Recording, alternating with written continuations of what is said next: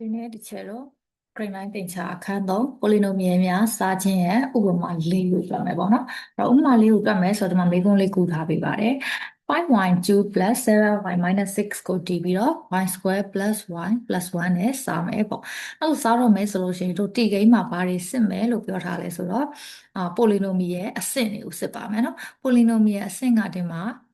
3နော်3ထပ်ပြီးသွားလို့ရှိရင်ဒီမှာတစ်ထပ်ဒီမှာကျတော့ကဏ္ဍဒါမျိုးဖြစ်နေပေါ့နော်ဒါဆိုရင်တို့ဘယ်အထက်ပြောင်းနေရလဲဆိုတော့နှစ်ထပ်ပြောင်းနေရနော်ဒါမှ3ထပ်2ထပ်တစ်ထပ်ကဏ္ဍဒီလိုဖြစ်မယ်ဒါဆိုလို့ရှိရင်နှစ်ထပ်ပြောင်းနေတယ်အဲ့ဒီနှစ်ထပ်ကိုတို့က0လေးနဲ့ခံပြီးတော့ရေးထားလိုက်ပါမယ်နော်ကဲဒါဆိုလို့ရှိရင်တို့တွေတီလေးရေးကြမယ်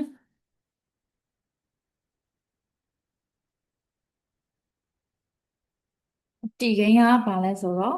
5y ကျူပြီးသွားရင်တို့ကနှစ်ထပ်ပြောင်းနေတာဖြစ်တဲ့အတွက် 0y square ပြီးတော့ရင်တစ်ထပ်ကတော့ရှိတယ်သူမှာ 7y minus 6ဒါကိုတည်ပြီးတော့တို့က y square plus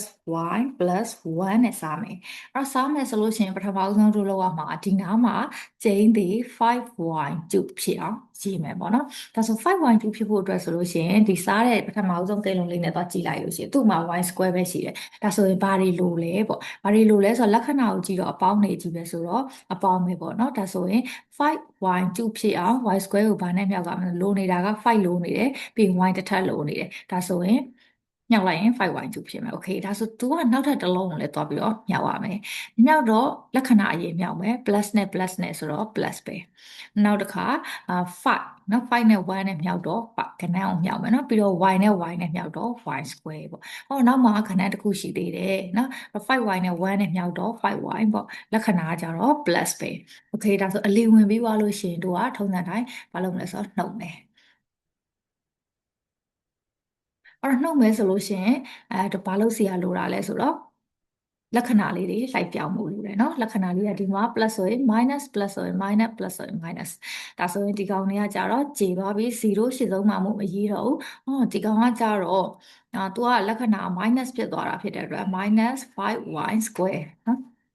minus 5y square ဒီမှာကျတော့လက္ခဏာမတူရင်နှုတ်မဲ့9ထဲက9အောင်နှုတ်တော့ 2y ကြီးတဲ့ကောင်ကလက္ခဏာတက်မယ်ဆိုတော့ plus ပြီးသွားရင်ဟိုဘက်ကကောင်ကိုဆွဲချမယ်နောက်ပြီးတို့တွေကအလီဝင်မယ်နှုတ်မယ်ဆွဲချမယ်ဒါပြီးသွားလို့ရှိရင်ဘာပြန်လောက်ကမှာလဲဆိုအလီပြန်ဝင်ရမယ်နော်အလီဝင်မယ်နှုတ်မယ်ဆွဲချမယ်ဒါပြန်လုပ်မယ်တော့အလီဝင်ဖို့အတွက်ကိုကြည့်လိုက်တော့ဒီနေရာမှာကျိန်းတွေဘာဖြစ်အောင်ထားမှာလဲဆိုတော့ -5y square ဖြစ်အောင်ထားမယ်နော်အဲ့ဒီနေရာမှာကျိန်းတွေ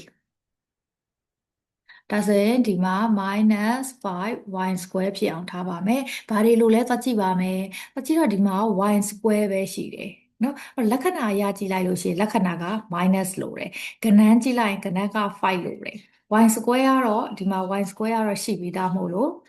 မလိုတော့ဘူးပေါ့နော်ဒါဆိုလို့ရှိရင် -5 ဒီကောင်တော့ကရေးပြီးတော့ပြီဒါဆိုရင်အလဲကကိန်းလုံးလေးနဲ့လှမ်းမြောက်ပါမယ် -5 နဲ့ y နဲ့မြောက်မယ်ဆိုတော့ -5y ပေါ့နော်နောက်တစ်ခါနောက်မှာကိန်းလုံးလေးတစ်လုံးရှိသေးပါတယ်1နဲ့လည်းမြောက်အောင်ပဲ -5 နဲ့1နဲ့မြောက်လို့ရှိရင်လက္ခဏာတွေကမတူတာမြောက်လို့ရှိရင်အနှုတ်9တက်လီ9ပေါ့နော်ဒါဆိုလို့ရှိရင်တို့ကနှုတ်မယ်အလီဝင်ပြီးတော့နှုတ်မယ်ပေါ့ဒါဆိုရင်ဒီကောင်က minus ဖြစ်တဲ့အတွက်သူက plus သူကလည်း plus သူကလည်း plus ပေါ့နော်ဒါဆိုရင်ဒီကောင်ကတော့ကျေသွားပါပြီ0မရေးတော့ပါဘူးဒီမှာကျတော့လက္ခဏာတူဝင်ပေါင်းမယ်ဆိုလက္ခဏာတူနေတယ်ပေါ့နော်ပေါင်းမယ်ဆိုတော့7နဲ့5နဲ့2နဲ့ပေါင်းတော့ 7y ပေါ့နော် plus 7y ပြီးတော့ဒီမှာကျတော့ဘာဖြစ်မလဲဆိုလက္ခဏာမတူရင်နှုတ်မယ်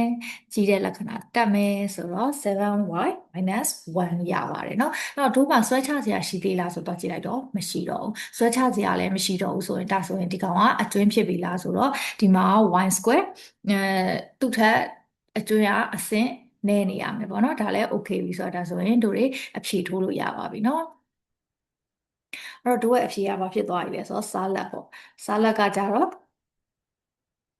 5y minus 5ပြီးသွားလို့ရှိရင်အကျွင်းရကြတော့ 7y minus 1ပြเนาะဒါဆိုရင်ဒါလေးကတော့ဥပမာ၄ပါ